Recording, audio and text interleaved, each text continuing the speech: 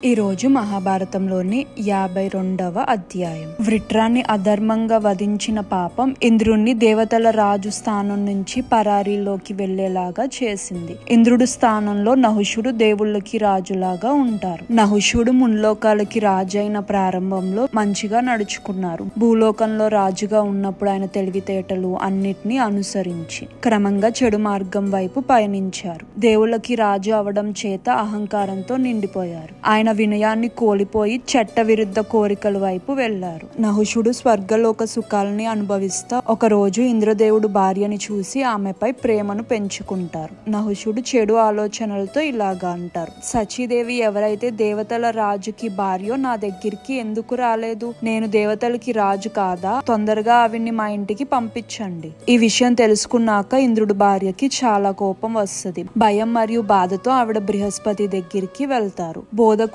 మీరే నన్ను ఆ దుర్మార్గుడి నుంచి కాపాడాలి. బృహస్పతి ఆవిడికి రక్షణ కల్పించి ఇలాగా అంటారు: భయపడమాక, ఇంద్రుడు తొందరలోనే తిరిగి వస్తాడు, నువ్వు ఇక్కడ ఉండొచ్చు. నహుషుడు ఎప్పుడైతే సచీదేవి ఆయన కోరికల్ని వ్యతిరేకించి బృహస్పతి దగ్గర ఆశ్రమం పొందుతున్నారు అని తెలుసుకుంటాడో అప్పుడు ఆయన చాలా కోప్పడతాడు. ఆయన కోపాన్ని చూసి భయపడిన దేవుళ్ళు ఇలాగా అంటారు: మీ కోపం వల్ల భూమి బాధిస్తుంది. సచీదేవి ఇంకొకరి భార్య, ఆమెని కోరుకోకండి, ధర్మ మార్గపు దారిని తప్పకండి. కానీ నహుషుడు ఉన్న వ్యామోహంలో ఆ మాటలేమి పట్టించుకోడు. ఆయన ఇలాగా అంటాడు: ఇంద్రుడు అహల్య కోసం ఆరాట పడినప్పుడు మీ మంచి నీతులు ఏమైనాయి? అప్పుడు ఆయన ఎందుకు ఆపలేదు? ఇప్పుడు నన్నెందుకు అడ్డుకుంటున్నారు? విశ్వరూపాన్ని సిగ్గులేని హత్య చేసినప్పుడు ఏం చేశారు? వృత్రాన్ని అన్యాయంగా చంపినప్పుడు కూడా ఏమీ చేయలేదు.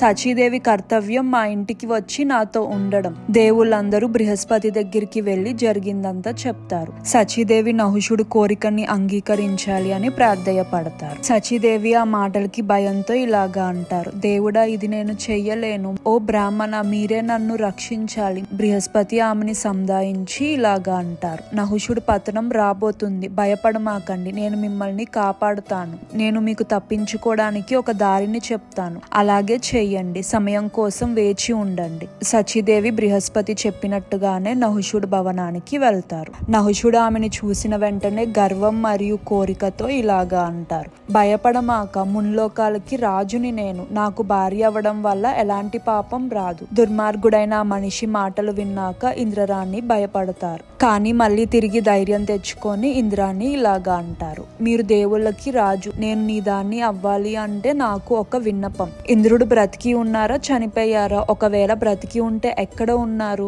ఆయన్ని వెతికినాక ఒకవేళ ఆయన కనపడకపోతే అప్పుడు నాకు ఎలాంటి పాపం అంటుకోదు. అప్పుడు నేను నీ భార్యని అవుతాను. నహుషుడు ఇలాగా అంటారు: నువ్వు చెప్పింది సరైనదే. ఆయన్ని వెతికి తప్పకుండా మళ్ళీ నువ్వు తిరిగి రావాలి అని చెప్పి బృహస్పతి ఇంటికి పంపిస్తారు. దేవుళ్ళందరూ విష్ణుమూర్తి దగ్గరికి వెళ్తారు నహుషుడు గురించి ఫిర్యాదు చేయడానికి. వాళ్ళు ఇలాగా అంటారు: మీ శక్తి వల్ల వృత్ర చనిపోయారు, కానీ ఆ పాపాన్ని ఇంద్రుడు మోస్తున్నాడు. సిగ్గు మరియు భయంతో ఎవరికి కనిపించకుండా దాక్కున్నారు. దయచేసి ఆయన్ని విముక్తుణ్ణి చేయండి. నారాయణుడు ఇలాగా అంటారు: ఇంద్రుడిని నన్ను పూజించనివ్వండి, ఆయన పాపాలు అన్ని తొలగిపోతాయి. దుష్టుడైన నహుషుడు నాశనానికి చేరుకుంటాడు. సచీదేవి అమ్మవారిని పూజిస్తారు. అమ్మవారి కృపతో ఇంద్రుడు ఎక్కడ దాక్కున్నారో కనిపెడతారు. ఇంద్రుడు చిన్నగా మారి మానసరోవర్లో పెరుగుతున్న కమలం కాడలో దాక్కొని మంచి రోజుల కోసం వేచి ఉంటా తపస్సు చేస్తారు. సచీదేవి ఆయన భర్తని చూసిన వెంటనే ఏడుస్తా ఆవిడికి జరిగిన కష్టాలన్నీ చెప్తారు. ఇంద్రుడు ఆమెకి ధైర్యం చెప్పి ఇలాగా అంటారు: నహుషుడు మరణం తొందరలోనే ఉంది.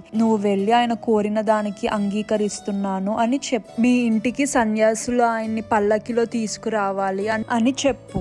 అప్పుడు నహుషుడు నాశనం అవుతాడు. సచీదేవి ఇంద్రుడు చెప్పినట్టుగానే నహుషుడి దగ్గరికి వెళ్లి ఆయన కోరికకి అంగీకరిస్తున్నట్టు మాట్లాడతారు. సంతోషంలో మునిగిపోయిన నహుషుడు ఇలాగా అంటారు: నేను నీ బానిసని, నువ్వు ఇచ్చిన మాట ప్రకారం తిరిగి వచ్చావు. ఆమె ఇలాగా అంటారు: అవును, నేను తిరిగి వచ్చాను. నువ్వు ఇప్పుడు నా భర్తవి అవ్వచ్చు. కానీ నాకు ఒక కోరిక ఉంది. మీరు ముల్లోకాలకి రాజు కదా, నా కోరిక ప్రకారం మీరు మా ఇంటికి ఘనంగా రావాలి. మిమ్మల్ని 7 ఋషులు పల్లకిలో మోసుకొని రావాలి. నేను సంతోషంగా అప్పుడు మిమ్మల్ని స్వాగతిస్తాను. నహుషుడు వాళ్ళలో పడతారు. ఇది చాలా గొప్ప ఆలోచన, ఊహించడానికే చాలా అద్భుతంగా ఉంది. గొప్ప వాళ్ళు నన్ను మోయడం సముచితమే, ఎందుకంటే నా కంటి చూపు పడిన వారి శక్తిని గ్రహించే శక్తులతో నేను దీవించబడ్డాను. నువ్వు కోరిక కోరినట్టుగానే నేను చేస్తాను అని నహుషుడు ఆమెని ఇంటికి పంపిస్తారు. నహుషుడు ఋషులకి నన్ను భుజం మీద మోసుకొని పల్లకిలో తీసుకువెళ్ళండి అని ఆజ్ఞాపిస్తాడు. అది చూసిన వెంటనే ముల్లోకాలు భయంతో వణుకుతాయి. నహుషుడు అందమైన సచీదేవి నా కోసం వేచి ఉంది అని అసహనంతో అక్కడికి తొందరగా వెళ్లాలని ఋషుల్ని రెచ్చగొడతా ఉంటాడు. తొందరగా వెళ్ళండి అని. ఆయన పిచ్చి మూర్ఖత్వంలో అగస్త్య మహర్షిని కొడతాడు. సర్ప సర్ప అని, అంటే తొందరగా వెళ్ళు అని. నహుషుడు గర్వం పరాకాష్ఠకి చేరింది.